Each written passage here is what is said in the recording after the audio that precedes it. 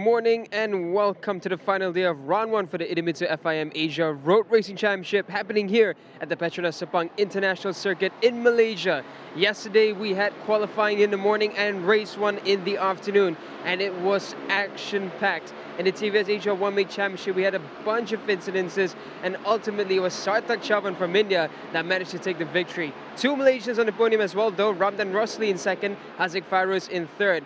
And then it was a zero LFN party in the Underbone 150. We saw Dimas right in the middle of that sandwich, but Gupita Kresna was on top with Husni Zanul Fauzi in third. In the 250s, it was Kritpa Kunkum rising to glory. In the 600s, Kasma Daniel, who we expected to take it to the top, didn't manage to get it.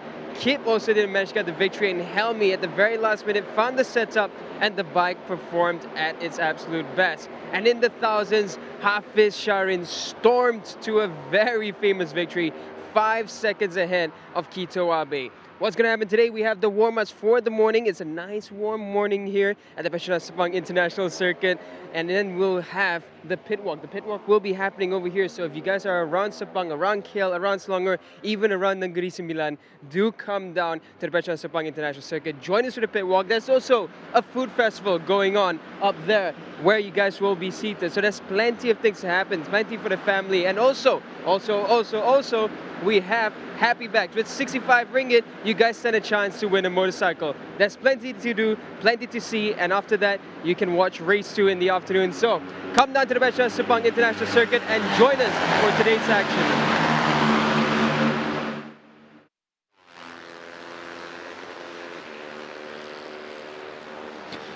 And a very warm welcome to Sepang International Circuit from me, Barry Russell, in the commentary box. Daniel will be joining me shortly, as it's just a few paces from the winner's podium, where he was just talking from, to the commentary box. But as he said, absolutely action-packed day yesterday, and we will take you through the 5 different categories during the warm-up sessions this morning. We're starting, as usual, with the TVS Racing International Championship. And some surprises there. We could be in for a very different race today, because yesterday the pole sitter and newcomer to TVS and a newcomer to Sepang, Pedrinho Matas, crashed on lap 1 as he was scampering away at the front. It was very short-lived. He only made about half a lap before he crashed out. There he is on your screen there, the number 11. Also crashing out early was Luis Miguel, the Spaniard who we saw racing here last year. And in fact, at this event, or the equivalent of this event was actually round 2 last year, he won race 2 here at Sepang. So Luis Miguel goes very well around here, and Pedrinho Matos was absolutely sensational. So as we thought in the early stages, that this year would be a battle between Sarthak Chavan, who's riding there with the number 2, and Ramdan Rosli, who's riding with the number 1. There are other contenders very much in the mix, so these two, Sarthak and Ramdan, are really going to have to work hard to convert this into a championship. So just fanning out there, you have the number 16, Akib Rifki, made an impressive debut, came through to finish 4th.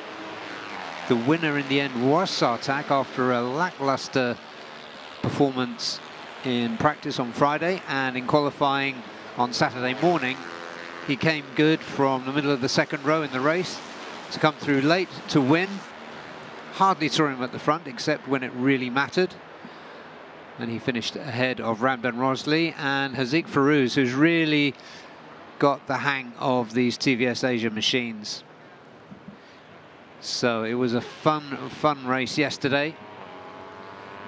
Other riders we've been looking out for are Atilwi Piri from South Africa. He had a good race, leading the 2nd group, and took that particular battle from Chiran Vishwanath.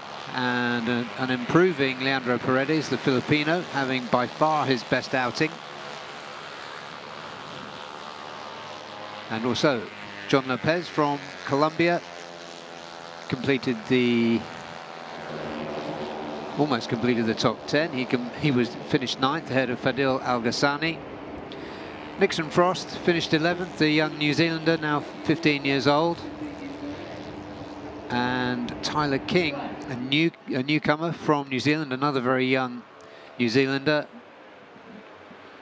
failed to finish as well. So, as I said, because of the early exits of the two Iberians, Luis Miguel and Pedrinho Matos, we could see a very different race this afternoon, because on form and on the pace they've shown around this Sepang International Circuit, they should be contending for the race win this afternoon. So expect at least a 4- or 5-way battle, because Haziq Farouz has found his form, Akib Rifki has come in really well, so it could be a leading group of 6 that we enjoy this afternoon.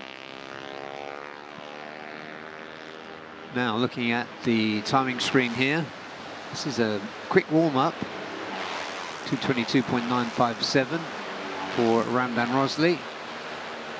Race pace yesterday was in the 2:23s. So Ramdan Rosley coming out very fast. Haziq Farouz next up, 2:23.323. 2:23.5 for Luis Miguel. Sartak a couple of tenths slower than that. So we're looking at the mid 2:23s, except for Ramdan Rosley. And a notable rider missing from this year's championship we should refer to is 2-times champion Hiroki Ono. He is here at Sepang, but in another role, which we'll discuss a little bit later in the morning. There is number 1, Ramdan Rosley. Number 1 by virtue of the fact that he was the competitor who finished highest in the 2025 championship. Number 5 going through there is Leandro Paredes. Like I said, the young Filipino, showing some better form than he did last year. And 16, Akib Rifki, also threatening well. He finished just 0.47 behind race winner Sartak Shavan. So very close race, 4400 separated him from Ramdan. Haziq just about 600ths behind him. And then Akib Rifki. So he's proved that he can run in the front group. So we're looking forward to a more crowded group at the front and a harder battle this afternoon. We've seen a lot, even when Hiroki Ono was dominating this class, we saw him having to fight hard to achieve the wins. So while if you just look at the number of wins he had, it was incredibly impressive. But if you looked at the distance between him and the riders finishing 2nd and 3rd, it was hundredths or even thousandths of a second. So this is a super competitive class. These TVS Apache 310 RRs have 310cc single engines. The performance of these engines, because singles can be a bit difficult to handle, especially under braking, and they do present a danger of high sides, but those risks have been smoothed out thanks to the good work of A-Racer, who provide the ECUs, the engine management brain for this class and indeed the others here in the Idemitsu FIM Asia Road Racing Championship. And they've been with us for a long time, so we appreciate the work that A-Racer does behind the scenes to make all these classes incredibly competitive. So Ramdan Rosley, 2:22.242. Orapong Malahuan, who's not racing. He was the inaugural champion in 2023. But he remains the project leader. He actually started TVS on this journey by racing one of these TVS Apaches in an AP250 race and showed that he was competitive, and from there the idea was born to turn this into a one-make championship, and incredibly successful it has been. Warapong remains the project leader here. He was actually quickest in free practice on Friday, and he's second quickest today, and in the 222s, 222.904 for the Thai Series Sifu. Azik Farou's third quickest. So continuing his good form, 223.323. And then it's Luis Miguel, Sartak Chavan. And just looking down for Pedrinho. Hopefully Pedrinho is not suffering any physical effects from his crash, but he's 5 seconds down to 27.319. Checkered flag is out. It's a 10-minute warm-up session for these riders.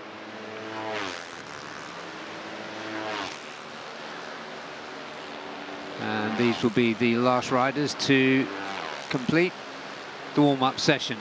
Field of 16. There's 17 on your screen because Warapong is among them.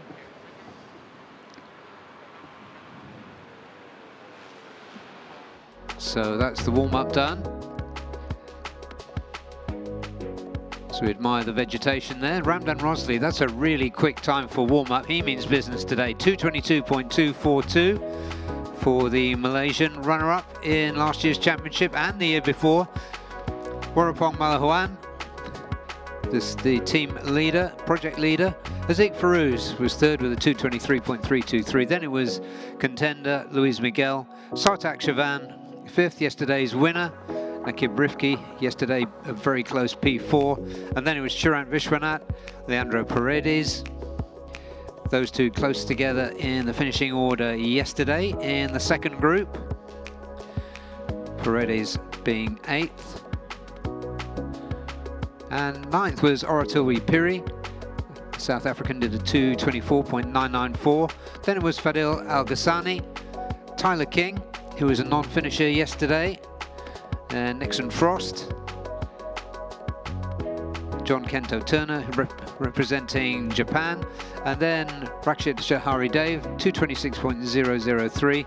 John Lopez, the Colombian, did a 226.335, so he's finding his way. And last, but this afternoon, probably not least, Pedrinho Matos, 227.319, and I beg the pardon of Kawai Ahmed, who also exited early yesterday. He did a 227.858. Both those riders capable of much, much more, so hopefully all is well with them, and they'll be competitive this afternoon. That's the end of the first warm-up on the final day of round 1 of the Idemitsu FIM Asia Road Racing Championship. We're going to take a short break and we'll come back with another 10-minute warm-up for the Underbone 150s. Lots to talk about there, so stay with us. We're at Sepang International Circuit.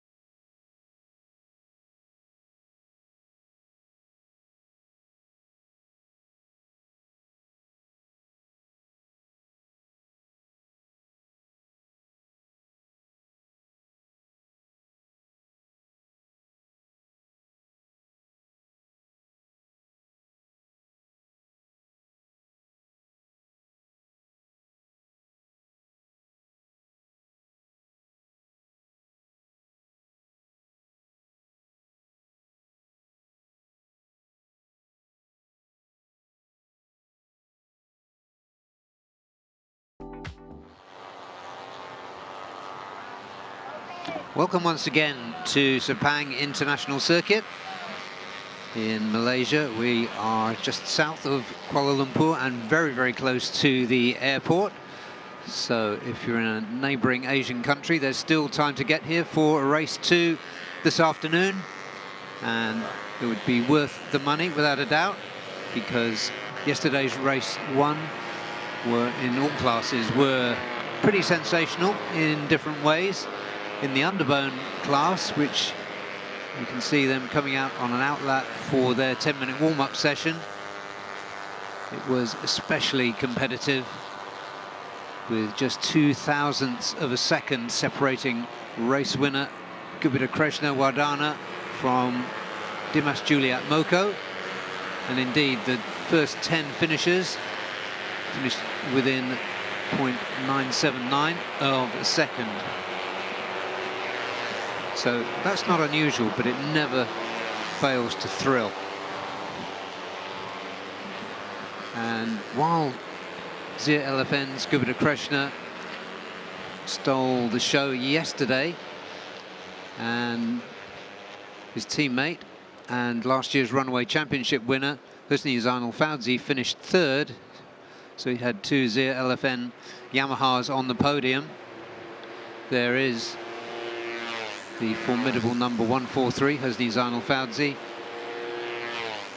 It's also worth mentioning that the other team that really shone yesterday was HJS Youngstar Kawahara Racetech 60, formerly known simply just as Racetech 60, under team owner Waiwaji Trilaksana.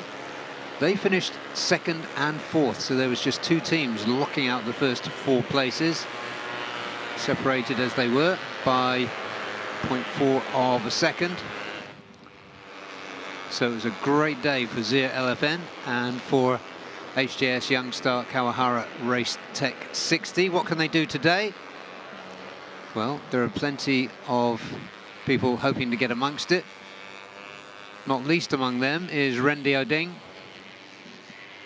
who's running with number 129, the exciting Indonesian rider coming into this series as a regular rider for 2026. And Aditya Fauzi maybe can get there. He was 6th yesterday and the highest Honda rider to finish. Number 73 going there. It's worth mentioning because it's a number change. That is yesterday's race winner, Gupita Krishna, former 2-times champion. And the other riders trundling along there. Ahmad Dawizi on the number 51 and 195 is Team One for All's Akshal Ilam.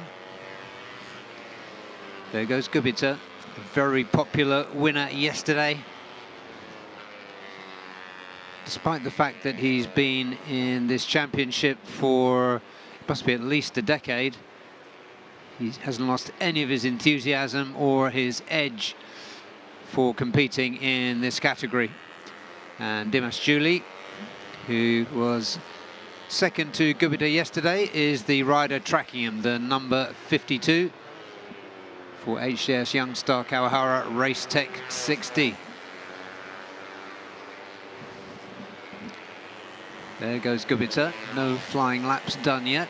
There's only less than 4.5 minutes remaining. But the warm-up is important just for the riders to get the feel for the bike, for the track condition on this Sunday morning. Because weather conditions, of course, do change the feel of the track. And also to bed in any new brake linings and so on, any changes, setup changes that they might have made. So staying with Gupita as he gets on with it. Uma Racing's Adib Arshad is one of only 2 riders to have put in a time, the other one being Nazrul Izzat. Nazrul very much worth mentioning, the 2023 champion, who's been dogged by mechanical issues for 2 seasons since that magnificent year that he had. The gremlins haven't entirely gone away because they affected him later in the race yesterday, as he was firmly established as a potential race winner or at least podium finisher, and then dropped back with mechanical issues late in the race. So hopefully those gremlins can be banished for this afternoon. So he's done a 2:38.415 in the single flying lap that Nazrul has done. Gupita Krishna now. Let's see where he is on track. He's coming down the back straight. This will be his first flying lap.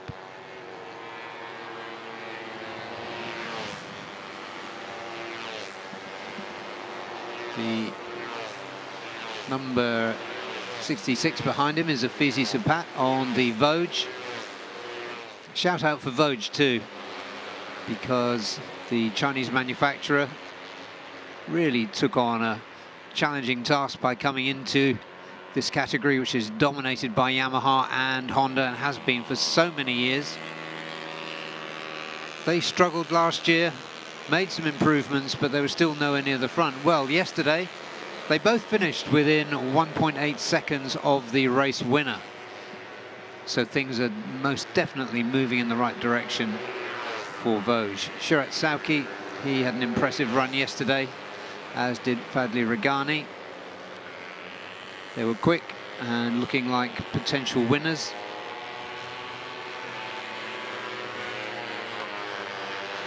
Fadli was the better of the two. He finished 7th. Shirat finished 8th. And Shirat was 0.6 of a second behind race winner Gupita. So these two running together again for Yamaha LFN 969.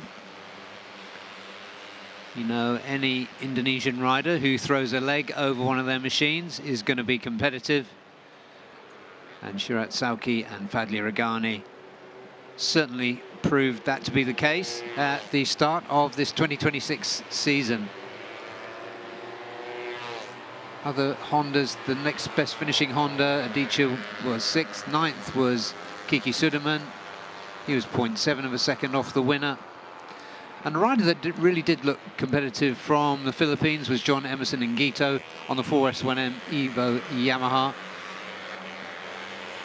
He was 0.979 of a second off the race winner and looked threatening. He has won a race before, but it's been a while. That was at Sugo maybe 3 seasons ago.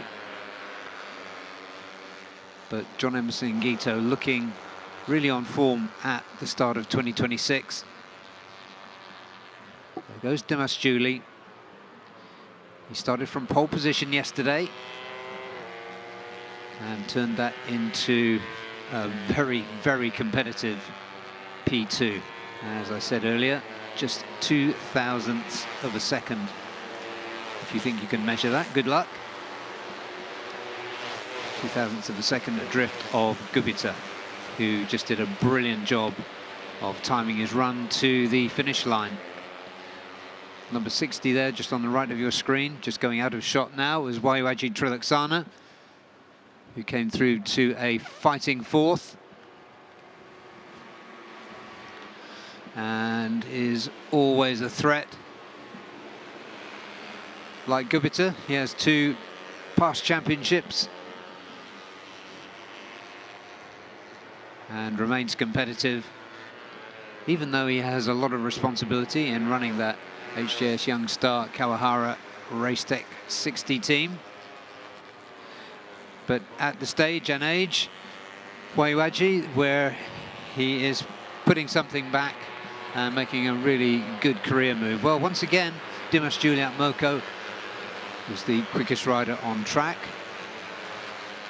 Nobody else coming around is going to threaten that. That was a 2:32.787 for the Indonesian star. 2:36 was a good race time yesterday, so that's a very rapid lap again from Dimas Juli. And second quickest, as I mentioned, John Emerson Ngito looking extremely competitive at the start of the 2026 season. Silmi Helsinki, definitely worth a mention as well. Team One for All's new rider, the number 58, did a 2:34.892. Then Shaul Shazras, always competitive on the Honda for the UZ Asia team. Hussein Zainal Fauzi, the defending champion, 5th quickest with a 2:35.1. And then it was Aditya Fauzi for JPNW SND Factory Racing. Ahmad Fazrul Sham, we didn't see much of him in the race yesterday, but we should see him today. At the front probably at some stage for Aon Credit, JQK Zinages Cardinals Racing Team. Moving to 9th, it was Fadli Ragani for Yamaha LFN HP 969. Then Wayuaji Trilaksana finished 4th yesterday on his HCS Youngstar Kawahara Racetech 60 Yamaha. Shirat Sauki, the number 70, also for Yamaha LFN, was 11th. 12th, Adib Arshad for Uma Racing. Kiki Sudaman for JPNW S&D Factory Racing was 13th. Nazrul Izzat had a bit of mechanical misfortune yesterday. He was 14th quickest this morning. April King Moscato, who qualified well and looked competitive until later in the stages of the race yesterday. 15th, 16th, Ahmad Dawizi for UZ Asia team. Then it was Afizi Supat, the quicker of the Vosges AS25 racing machines. And then Gupita Krishna, yesterday's race winner, did a 2:39. 18th quickest, Akshal Ilam for Team One for All. 19th, 20th, Timothy Rojas for Racetech Yamaha Philippines. Muzakir Mohammed, who's on the Vosges for this season. Great to see the former TVS champion back. And Shafiq Rasol was 22nd quickest. So 22 rider field this season. We may see some wildcards at some point. So it's a smaller field than we're used to seeing, but extremely high quality and extremely competitive. So the job done in warm-up for the Underbone 150s. Next up will be the AP 250s. What a race that was as well. So stay with us. We are at Sepang International Circuit for the final day of round 1 of the Idemitsu FIM Asia Road Racing Championship.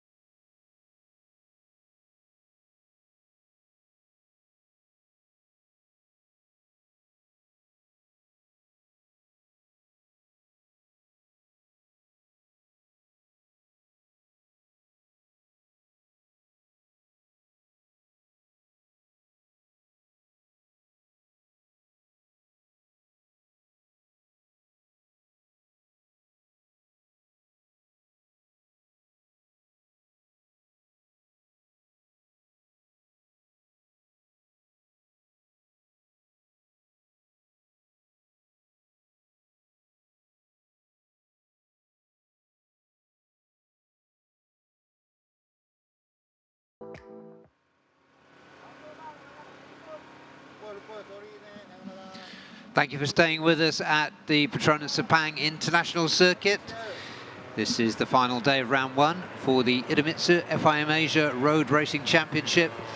And as normal on Sunday mornings, we take it a little bit easy with the warm-up sessions, reflect a little on what happened in race one on Saturday afternoon, and look forward to race two later today. And let's just go straight in with a mention for the rider on your screen there, number 57, Daniel Sharmi, on the Uma Racing Yamaha. In the opinion of this commentator, a really exciting young talent who kept himself among the leaders yesterday, came through especially strongly towards the end of the race to finish third. Lots of potential there in Daniel Sharmi, so one to watch out for not only today but throughout the 2026 season. The race was won yesterday by the rising Thai star Kritapat Kankum for Yamaha Thailand Racing Team, and with the young Kritapat first and the young Daniel Sharmi second, splitting them was the veteran Gary Salim, who has returned to 250s for MS Glow for Men on the Honda. So it was fantastic to see Gary Salim come through strongly later in the race to take the podium, and you could see what it meant to the team as he came into Parc Ferme. Fantastic scenes, fantastic race. Kritapat's win was almost 3/10 ahead of Gary, and he in turn was about 1/10 ahead of Daniel Sharmi, and coming in a real fighting fourth, the young Honda Racing Thailand rising star Panjaruk Chitwarul-Chat. Definitely another young talent to watch out for. And then we went back to the veterans department with two times champion, two times Asia Production 250 champion Reza Danica Arens, who looked really strong in the race but ended up finishing fifth. I ran into him in the paddock in the early evening, and he was a little bit disappointed, but realized that it was going to take a while to get back into the rhythm of fighting for the win in 250s. But he said he's going to do it this afternoon, and who would not take that seriously? Number 25 going through there is Carlson Jacob Solis for SDG Harp Pro. Beautiful looking on the CBR 250. Much fancied talent from the Philippines. And just looking up the inside of him then was the number 100. There he is, of Taiyo Sato. Taiyo Sato had a decent outing as well. He finished 11th yesterday. And at the front of this group here, another impressive rider, Nguyen Viet Tuan. And equally impressive from Vietnam is Hu Tri, who we saw throughout practice and qualifying and the race looking really competitive. So Vietnamese riders really emerging as a force in the Asia Production 250 series. They have been led as a kind of national group by Cal Vietnam for many years. Cal Vietnam is not in the series for 2026, but he might well be watching, as a lot of this you could put as being down to him. And in the TVS Asia One Make Championship, when I said that Hiroki Ono was not on the entry list this year, where he is in the paddock is in the Vietnamese corner doing some coaching for them. So some good work being done by Honda Vietnam to bring their riders on. There, the number 39 is the winner yesterday. He was at or near the front all the way through the race and looked really impressive. Daniel Bogas has just rejoined me in the commentary box. What did you make of Kritapat's performance yesterday, Daniel? Yeah, I think it was Kritapat not happy at Kablish there.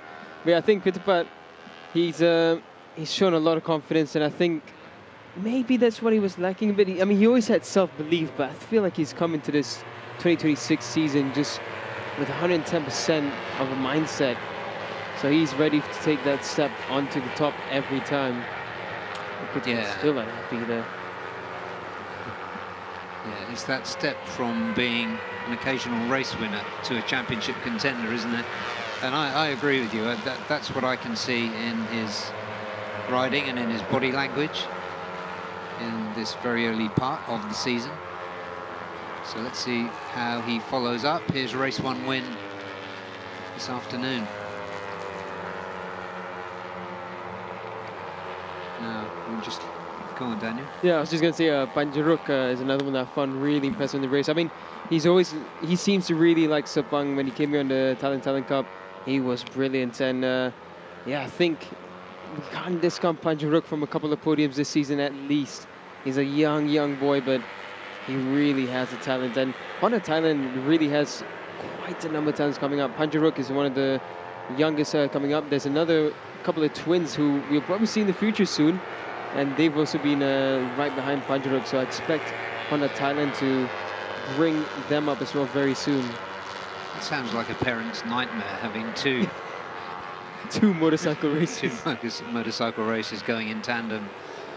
Yeah, absolutely. I agree with you about Panjaruk, and it reflects in a way the boldness that you often see with Honda Racing Thailand in their rider selections. You know, on occasion I've thought, oh, is it a bit early? But they seem to know what they're doing. So great respect to them and the way they manage their team and bring the talent through.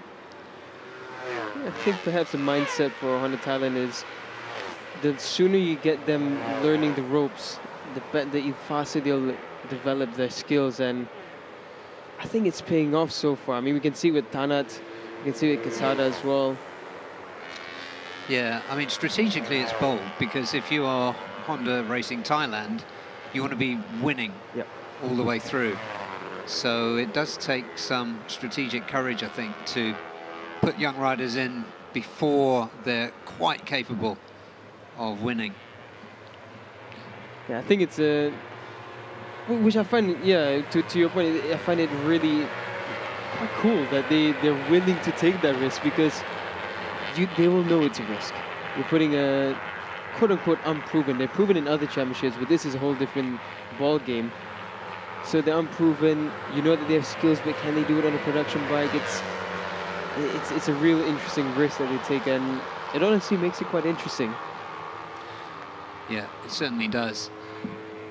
And we talked a little bit about the emergence of the Vietnamese riders.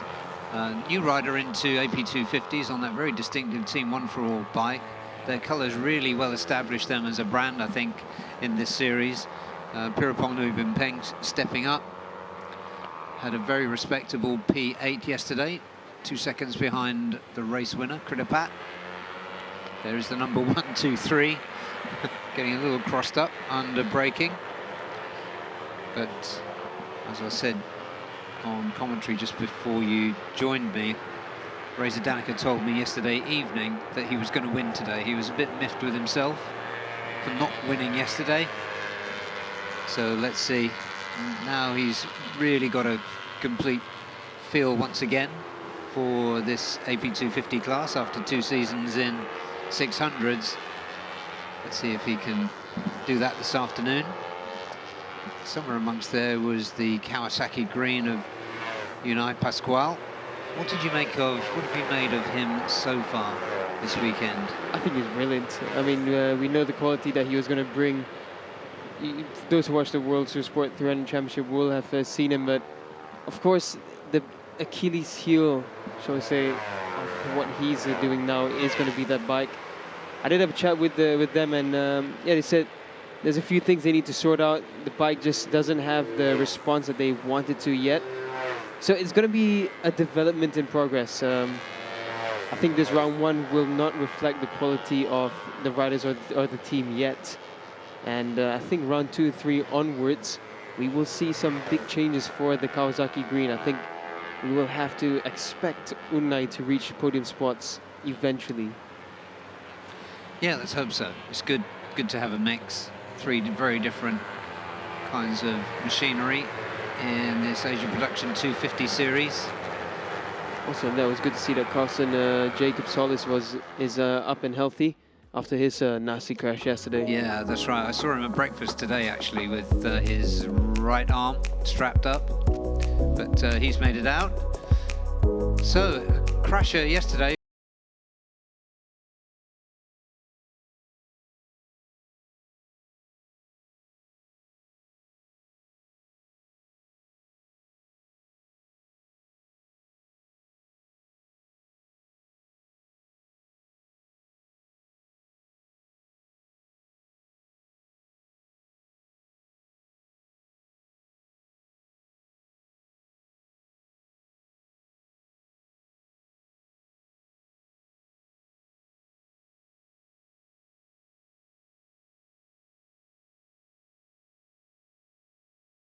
And then Viet-Tuan, Honda Racing Vietnam, again on the first page of the timing screens. Then it was Aldaz Axial, and then Galang Hendra, another great veteran, 225.9. He was 9th quickest there, and it was yesterday's second finisher, Gary Salim for MS Globe for Men Racing. And going further down the order, another rapid Vietnamese, Hu Tri was 16th quickest with a 227.5. Then it was Carlson Jacob. He managed a 227.6. Sergeant Tong, who's in to replace Liu Yin for this round for Tianyu Asia Racing Team. Then Tiranai Tab Tim for Yamaha Thailand Racing Team. Kabalish Regini, who's had a few misfortunes so far this weekend, 227.9 for the Indian rider Jazil Juraimi, who went out early in yesterday's race, hoping for better things.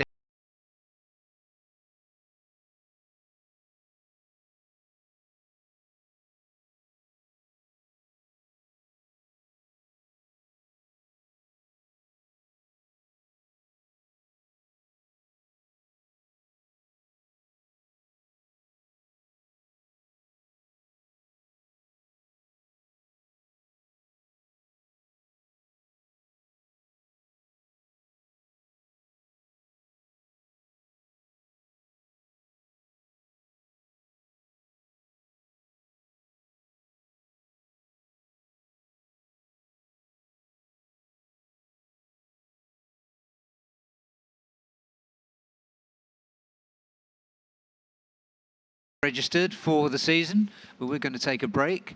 Got 2 more warm-up sessions to come and lots to talk about in those. Next up will be the Supersport 600s. So stay with us. We are here, as you can see, at the Petronas Sepang International Circuit.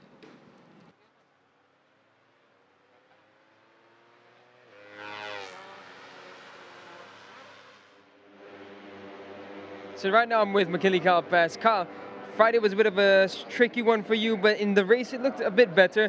You managed top 5 overall and 211.3. So how was yesterday's race? In the beginning, we struggled a little bit because it's difficult to pass the other rider, and the top group managed to pull away. So when I overtake Isam, I try to be on the group. So my rear tire little bit easy to finish.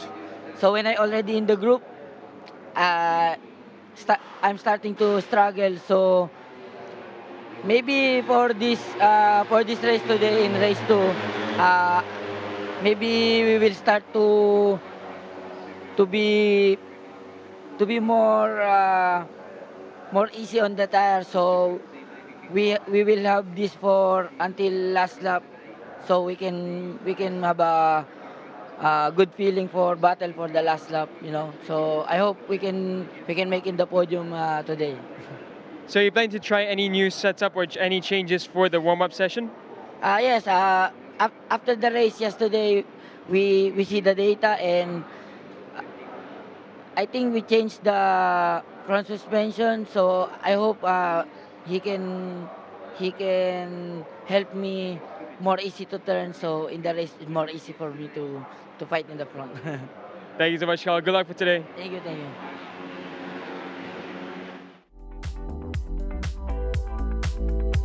Idemitsu engine oils are precisely formulated for meticulously engineered Japanese car engines. We are committed to delivering optimal performance.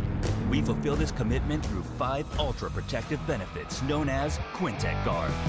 They unleash the peak performance of treasured cars. Drive anywhere with confidence.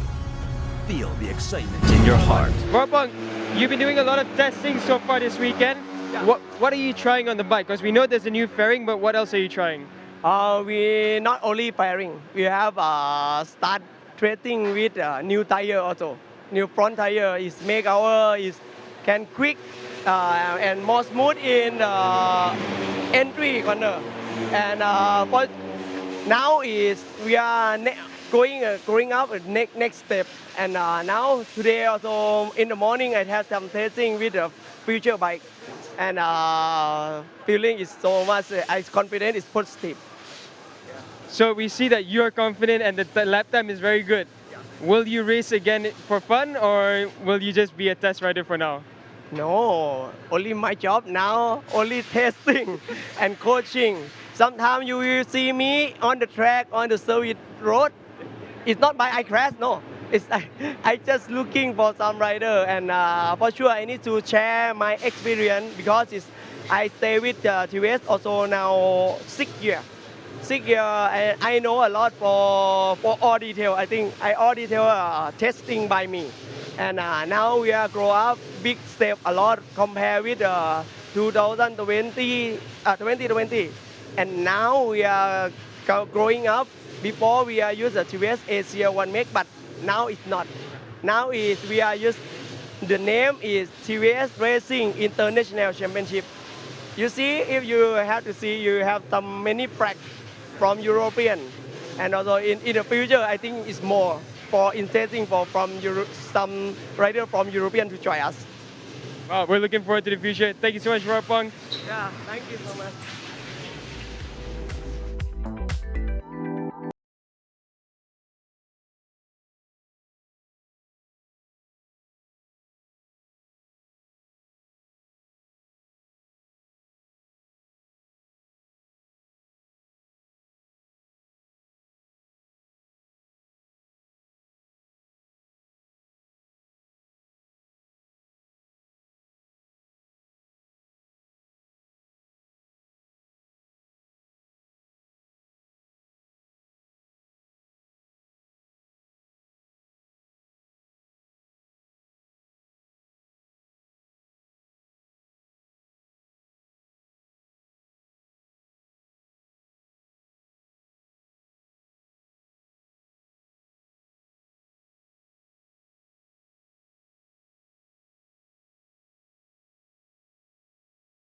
So we're with Shazras from the UZ Asia team. So Shazras, it's always good to see you back in Underbone 150, but this weekend, it looks like the team has taken a step forward. Can you tell us maybe what's different this time? Okay, I want to thank you to my team. Yesterday we had a great fight and a great moment on the race. But I had some mistake in the last lap. If you can see when I behind YU, I missed gear and on that time, and then I lost the speed. So and what apa yang jadi semalam? We try to improve our bike. So we know our weak point, and this morning we try the things that we want to try, and Alhamdulillah, this morning I have a positive result, and we see how the race 2 goes later. So you and Darwish have both been performing quite well this weekend. Are you guys sharing any data to try and find some improvements? Yeah, sure. We are good teammates, and he is my best friend. So we always share data to be on top because we like to fight in the front. So yeah, I'm happy. Darwish also in the on the front group so that we can back up each other. So yeah, I'm happy he with me on the front group, and we will fight for the win today. Thank you so much, Shazras. Good luck for the race today.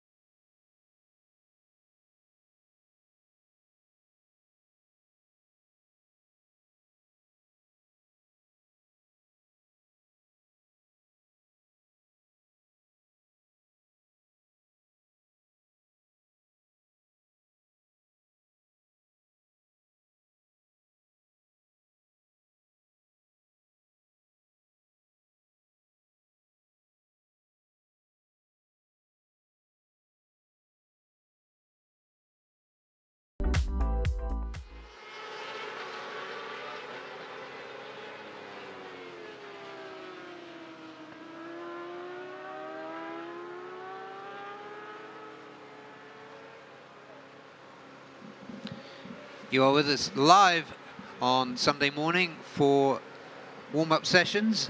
We've had 3 already. We have 2 more to go. The first of which is right there now, and as you can see and hear, it's the Supersport 600. As always, a super competitive category.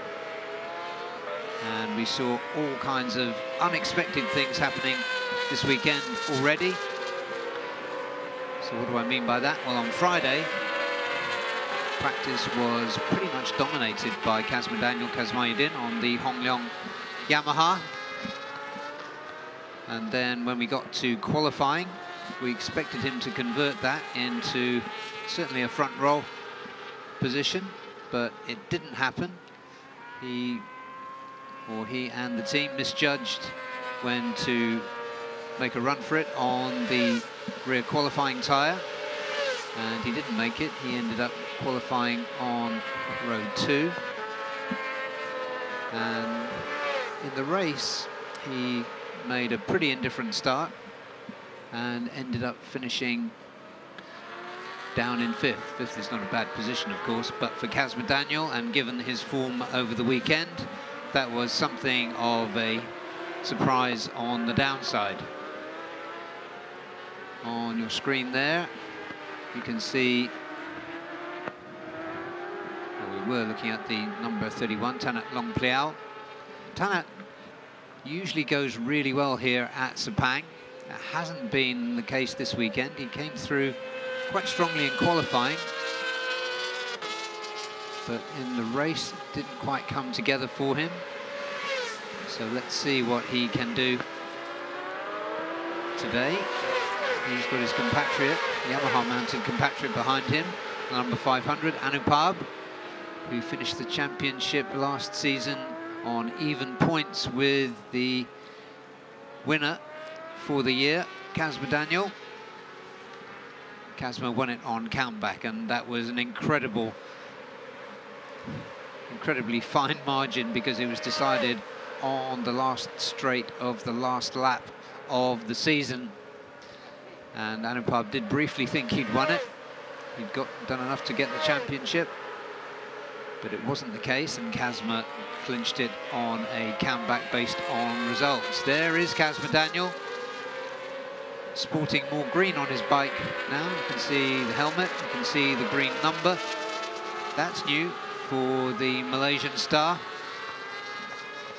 It's a little bit mysterious as to why he didn't make his way through to the front yesterday after that slip in qualifying. Pole position yesterday, qualifying as it was for not just this class but the others too, was really gripping.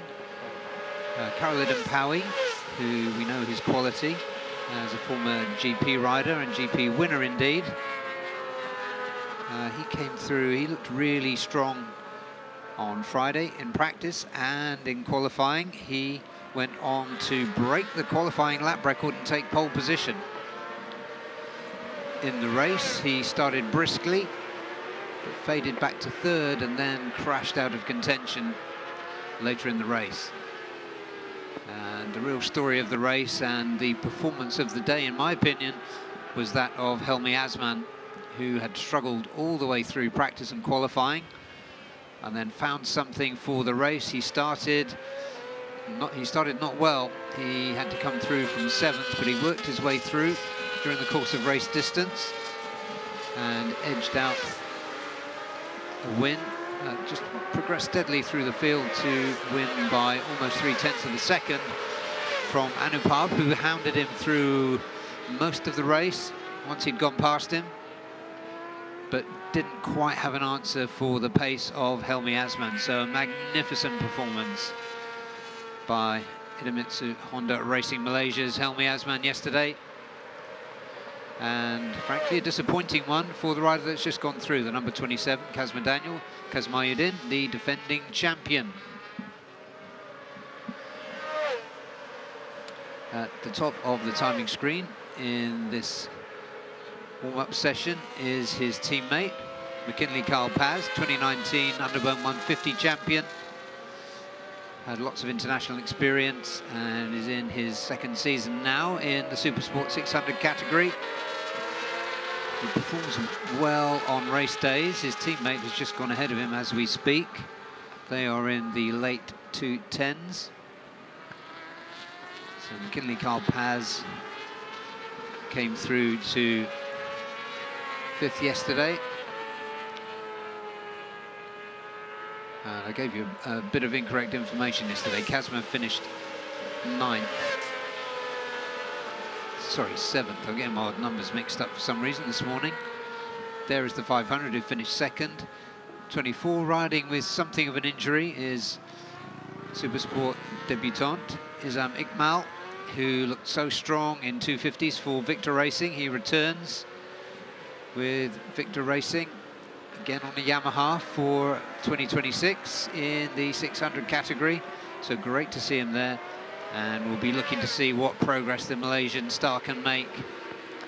And talking about stars, just at the back of that group there is the MS Glow for Men's Dimas Eki Pratama, now 33 years old, coming back into the Asia Road Racing Championship 600 class, having debuted in it way back in 2012. He comes back now with a whole range of experience in CEV, in Moto2, in endurance racing. And so this is a development project to bring MS Glow for Men into Supersport 600 Championship. He's made some progress this weekend, but hasn't found the pace. He's still a few seconds off the pace that he needs and that he's capable of. But as any good World Championship or endurance rider knows, it takes time to get the results. There is McKinley Carl Paz running with the pink 23 on the front and pink flashes on the helmet. So that's a good way to distinguish the Hongleong Yamaha riders. There is Wayun Agroho, who had a good race yesterday. He was holding 3rd for most of it, but then dropped back at the end. He told me this morning at breakfast with braking problems. I don't know what took him off the course on this occasion. There goes Kyle. Let's see what he has managed to conjure up for this afternoon. At 2:11.758 is a respectable time. Race pace here in the mid to late 2:10s. So Kazma very much on that in this warm-up session. His teammate, McKinley Carl Paz, second adrift from that. And then Anupab Sarmoon. We only ever see the best of Anupab in the races, meaning he's not always the strongest qualifier. But Anupab Sarmoon, we know, performs well in the race, and he starts from the 2nd row this afternoon. So that's close enough for him to make a competitive bid for an improvement. Can he move himself up to P1? Has he got an answer for Helmi Asman? There is Tanat Longpliao, also looking for more. He finished behind Kazma, almost a second behind Kazma yesterday, in P8, which would have been disappointing for him. We know he's quick, and we know he's quick here at Sepang. And he qualified well, and he showed good race pace in qualifying on race tyres. So we'll be looking for more from the young Thai racer this afternoon. Karl Edempawi, who would have been disappointed with his exit from P3, and based on the pace that he showed earlier, he would have been disappointed with being in P3 for a start. He has done a best time of 2:12 so far in this warm-up session. Just to note, instead of running 89, he's running the number 98 this year. So will the change of number result in any change of performance? And we did note yesterday when we saw a close-up of him that he's still got the number 89 on his helmet. He's being hounded now by McKinley Carl Paz, who has been a touch quicker than him in this warm-up session. So questions for this afternoon are, can Helmi get the better of everybody once again, given the form that he's found and really the tenacity and the mental toughness that he displayed to take that win yesterday? Will Kazma Daniel be able to find the pace that we saw in practice on Friday? Will Anupam Sarmoon have enough to take another step up the podium to P1? And Wayne Agroho, will he be able to fulfill his promise with another podium finish and his first of 2026? Kyle just sails past Karolidin Powie. The Honda riders have been commenting on how quick the Yamahas are. It's a very different situation to the one that we see in the Superbike category, of course, where the Yamahas are notably slower, but the Hondas and Yamahas very, very evenly matched in this championship. And on the podium yesterday it was Honda, Yamaha, Honda. And then it was Yamaha.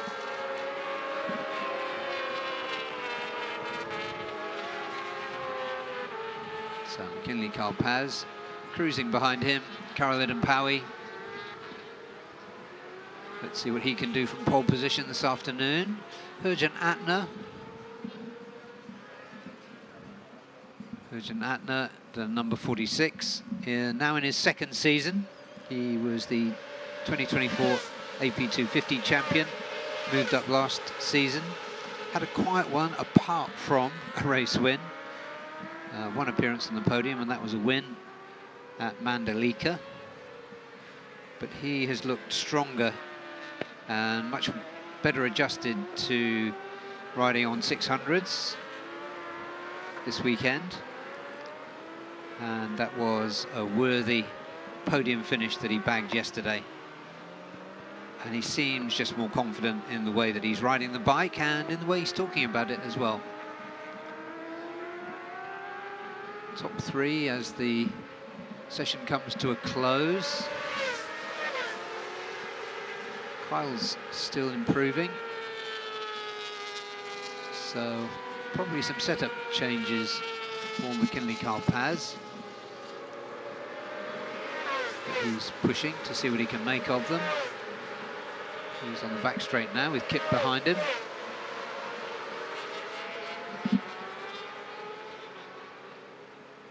Rookies in this class, Fadila Arbi Ditamar, who was an impressive and convincing championship winner in Asia Production 250 last season. Arbi came through 6th yesterday in front of the defending champion Kazma.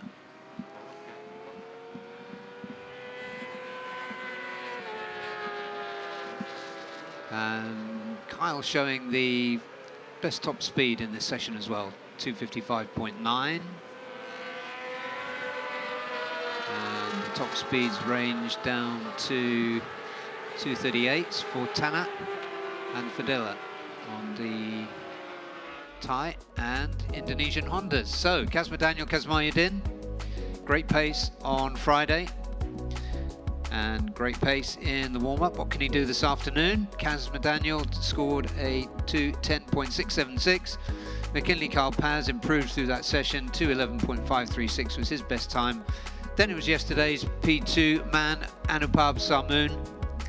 Fourth was yesterday's P3 man, Hurjan Atner Firdaus for Astra Honda Racing Team. Then it was Karolidin Powie, who will be looking to finish in good shape this afternoon. Wayne Agroho, just off the podium yesterday. He was 6th quickest with a 2:12.1. Then it was Isa Mikmal for a Victor Racing Team, Tanat Long Pliao.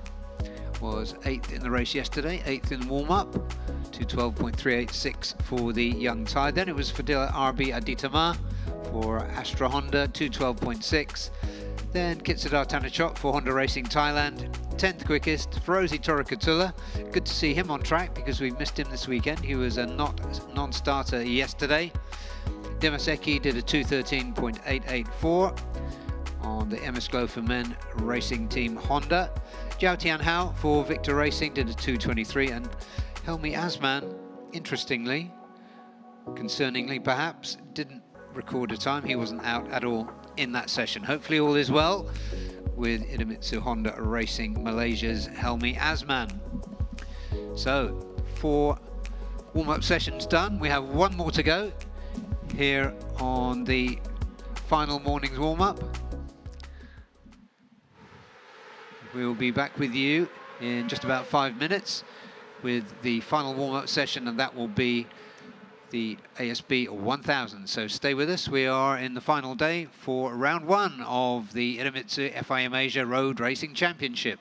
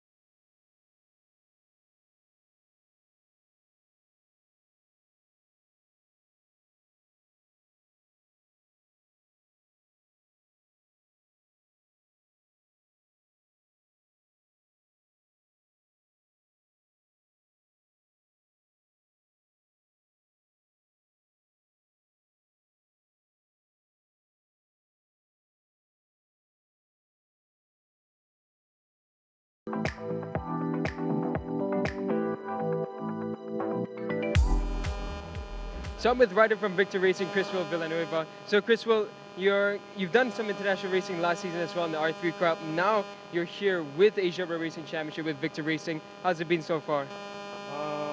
So far, I've noticed that level of competition is very different. Yeah, it's very competitive here in ARRC. Yeah. So what's your targets for this season? Is it just to collect a bit of data to learn the tracks more, or are you trying to go for the top? Yeah, I think I'm gonna more on experience this season and hopefully get top 10. Yeah. So far you've had a couple of days of riding here at the Sabang International Circuit. You've ridden here before though. How are you finding it so far? Right now I'm just testing the bike because all the setup is very new to me, and yeah, that's why on practice 2 and practice 1, not very good, not very good. Yeah. Thank you so much. Good luck for the final race of this weekend. Yeah, thank you.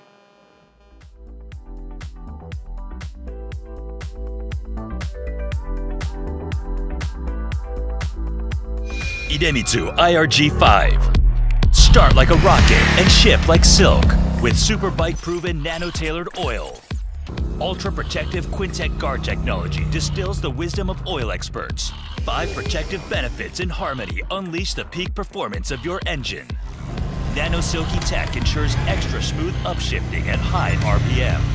Rocket starts, silky shifts. Idemitsu IRG5.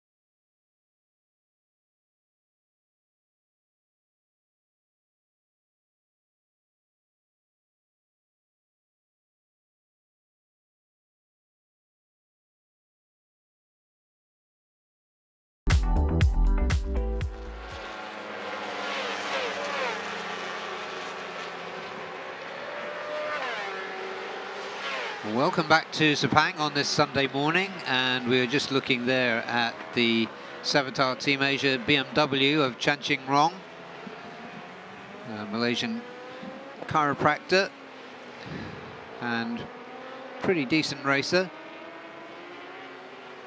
It looks like he's had an early off in the warm-up session. This is the final session for this Sunday morning warm-up. And before we get into that, I should mention everything that's going on here at 10:45, so in about 35 minutes from now. Pit lane opens to anyone who wants to come in and meet the riders, so that is the pit walk. That will be going on for more than an hour and 5 minutes. And as well as the pit walk here, we have happy bags, so you can buy a bag of goodies for 65 ringgit and a chance to win a motorcycle, so that's got to be worth it. And if you are here with children, if you've got active children, there's a bouncy castle available, and if they're more studious, then they can join in a colouring contest. So lots to do here. Do come along, join the pit walk. It is always a bit of a festival here at Petronas Sepang International Circuit, so come along and say hello to the riders, and even to us if you want to. On screen there, very interesting machine there. That is Lachlan Epis. We're used to seeing him on a BMW. New look for him, new sponsor, Swift Grow. It's originally an Australian-based organic fertilizer company, basically made from fish manure, and it is quite miraculous. I've seen all kinds of things about how it actually cleans up the ground that it's spread on. So given that environmental friendliness, perhaps the team should apply for some carbon credits to offset the environmental savagery that's being rigged by this M1000 BMW. Lachlan Epis has been really quick. He qualified well on the second row and was threatening during the race. He got a good start through to P2 behind Hafiz Shirin, then just lost a couple of places and then went over the high side to end his bid a little too early in the race. Bit of a mystery, that crash, but here he is out again and on showing very good pace all the way through practice, qualifying and the early stages anyway of the race. The rider behind him for SDG will have been scratching their heads last night to see what they can do about yesterday's runaway winner. Hafiz Shirin, the defending champion, has started in absolutely supreme form. JDT team have of course added Andy Farid Izdihar, so they have about as good a rider lineup as you could imagine, the best of Asia, and it's left the rest of the field looking for answers to what they can do about the sheer pace of the Ducati.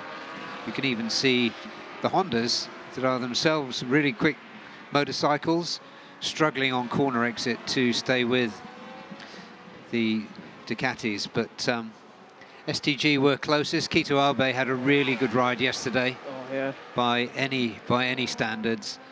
Never gave up the chase of Hafiz. And the thing is that the gaps are not that far. If you look as on a per lap basis, Hafiz was ahead of them on average about 0.2, 0.3 of a second each lap.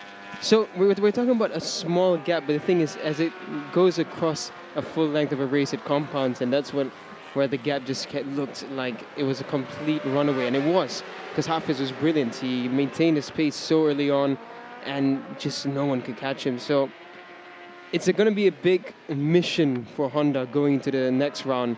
Round 2 will be Buriram. It is a track for the speed merchants, but that is where Honda might be able to drag them back in a bit, because the Hondas do have the better top speed so far this weekend.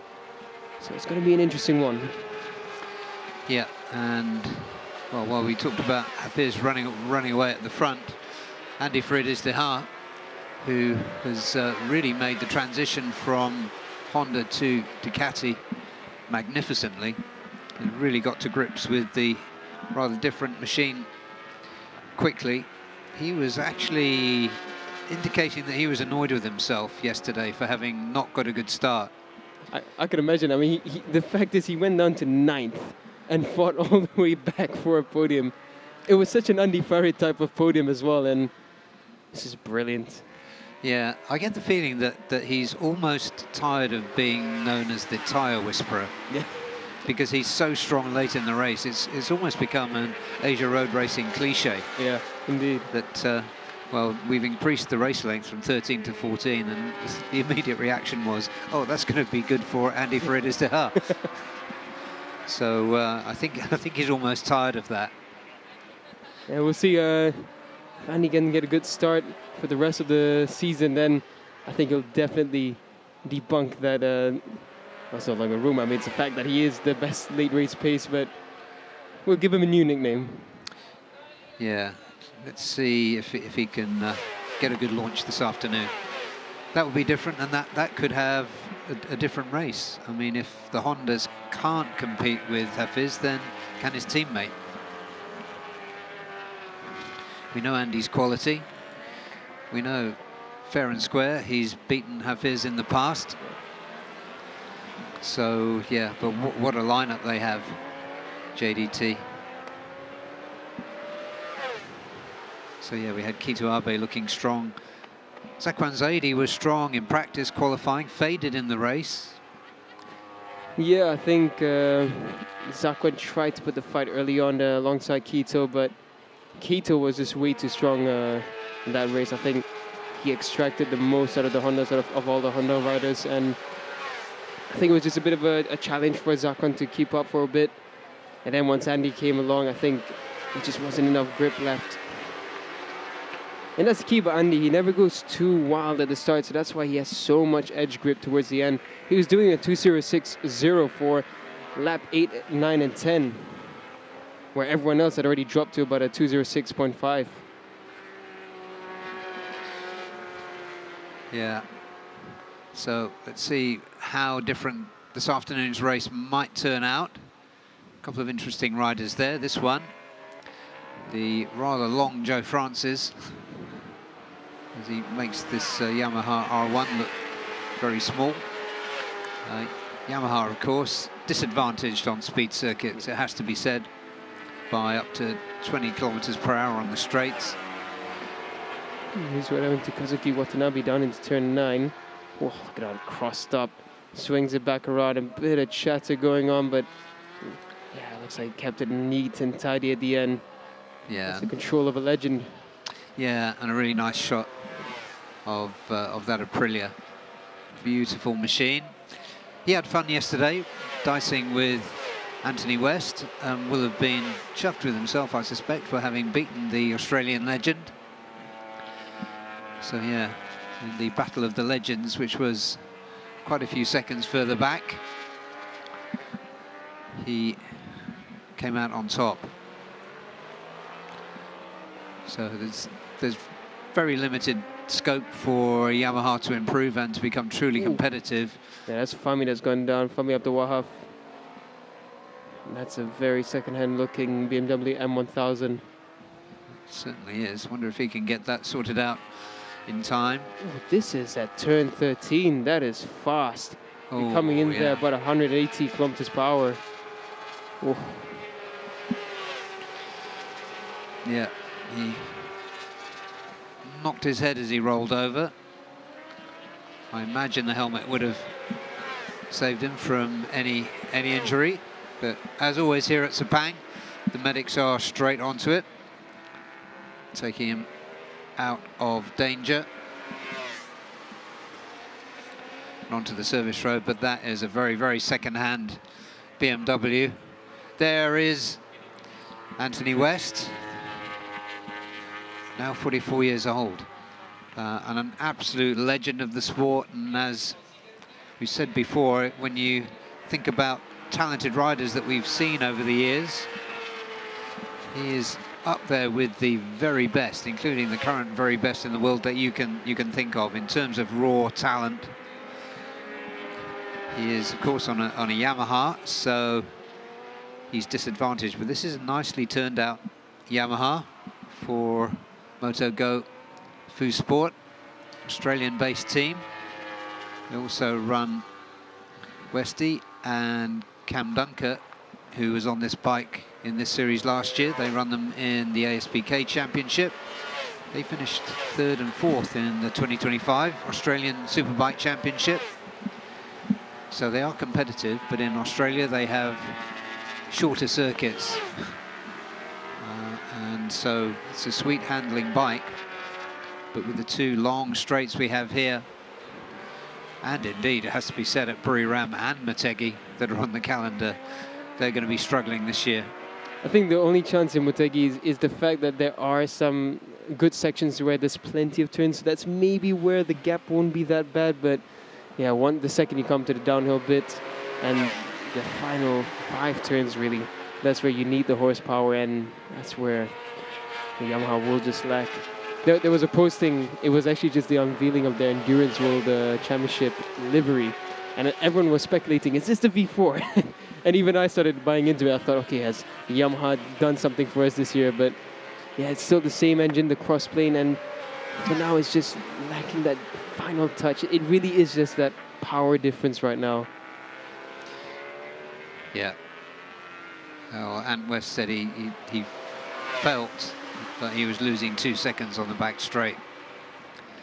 And honestly, the calculation, I think it's not too far off. I think Patrick in the end said about half a second each side, because I remember comparing the sector times for both sector 4 and sector 1 on the Yamahas. It is about close to half a second each side, at least 0.3, 0.4. Yeah, absolutely.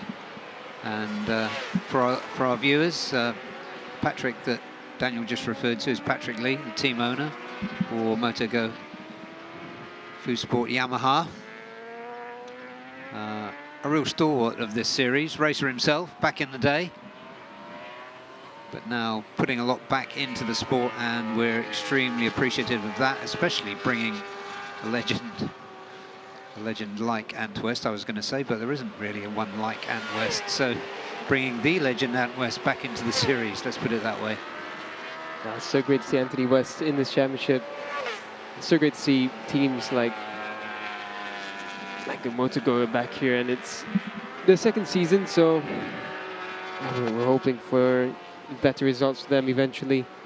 I think if we do, well, as of right now, Manlika's not on the circuit, and that was where we saw Cam Dunker start to really look alive, and Joe Francis as well, because it is a really flowy track. It's where corner speed really matters, and that's where the Yamaha shines. It's that chassis. So we'll have to see what track we go to in the end, but if it is a flowy circuit, we can expect some good results from them. Yeah, Sepang, of course, is to an extent a flowy circuit, but it's those 2 long straights. Such a wide circuit as well. I mean, look at that. Yeah.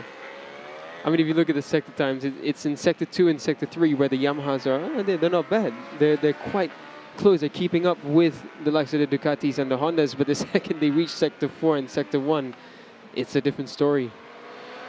Yeah.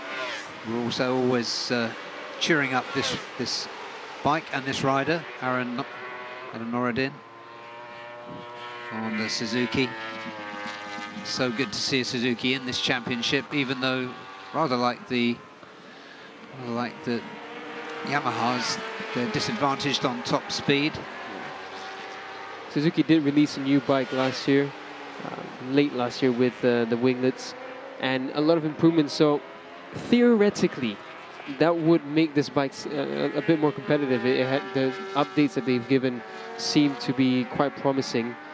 The issue is that the team that hasn't gotten the bike yet. So the hope is that eventually, either this season or if they are with this next season, that they would have that bike. And I think then at least we would see the Suzuki a bit closer to the front, because the team works like a very well-oiled machine, and Adam as well is such a quality rider. So if they get that bike up to speed, it should be good. Yeah, in my unbiased opinion, I can't think of a better place to invest your money with this team and this rider. Those who know the team with Adam Norton know that they work till very late nights trying to find the improvements. They have brought a few new gadgets as well for this this opening round. So far it's been alright, but again the improvements were decent enough to improve, but not close enough to the top yet. Yeah, but rather like Ant West, you know that whatever this Suzuki is capable of, Adam's going to get it, extract it from the machine. Such a professional, such a quality rider.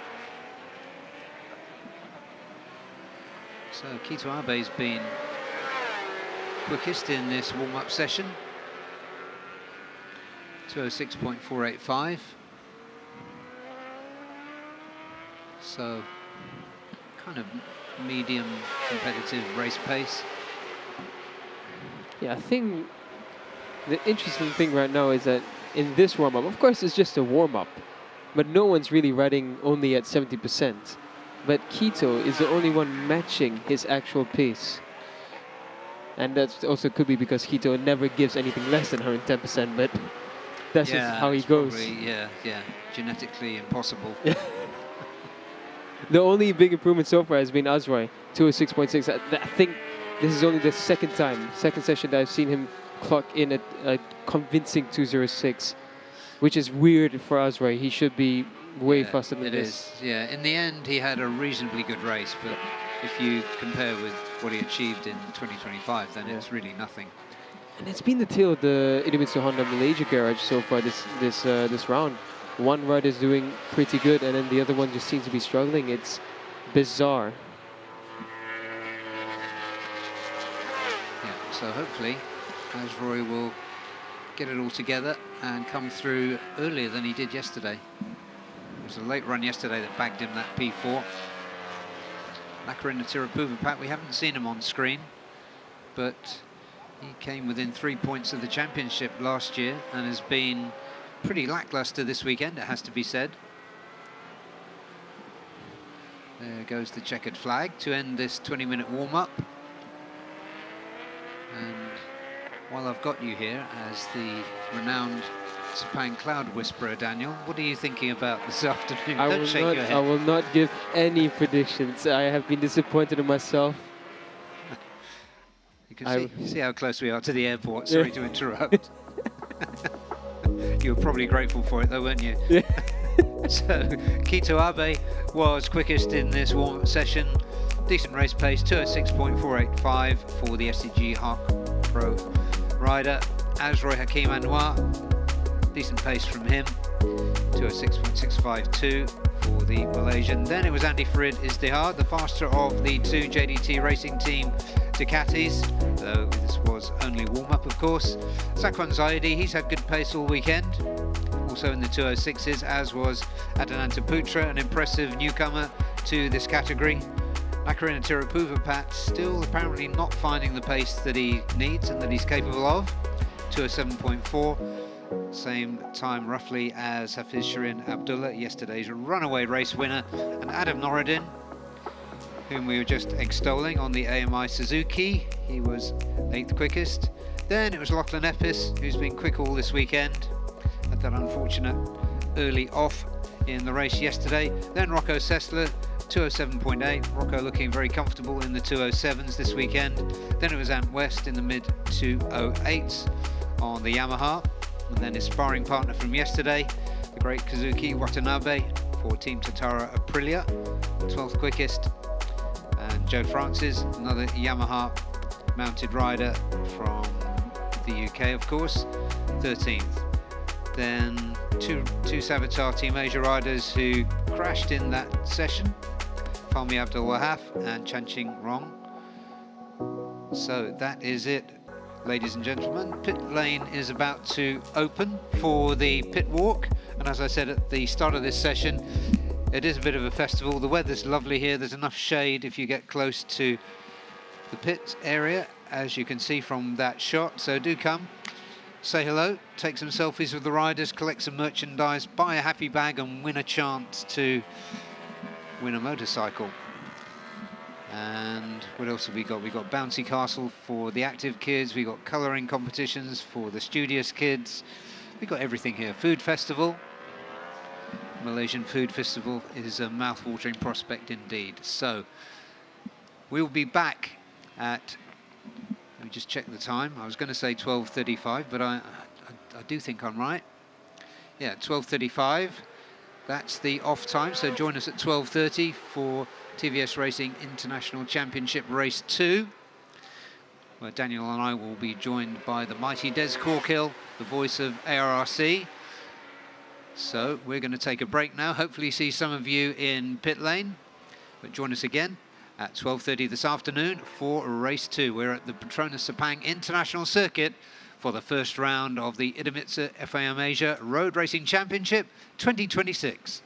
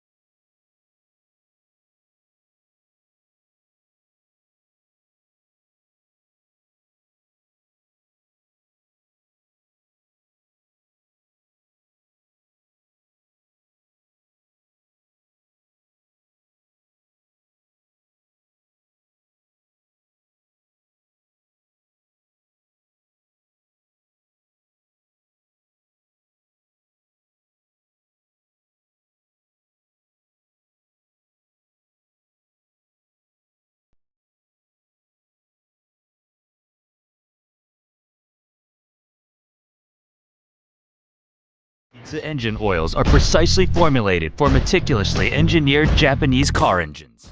We are committed to delivering optimal performance. We fulfill this commitment through 5 ultra-protective benefits known as Quintec Guard. They unleash the peak performance of treasured cars. Drive anywhere with confidence. Feel the excitement in your heart. The highest quality engine oils in the history of Idemitsu.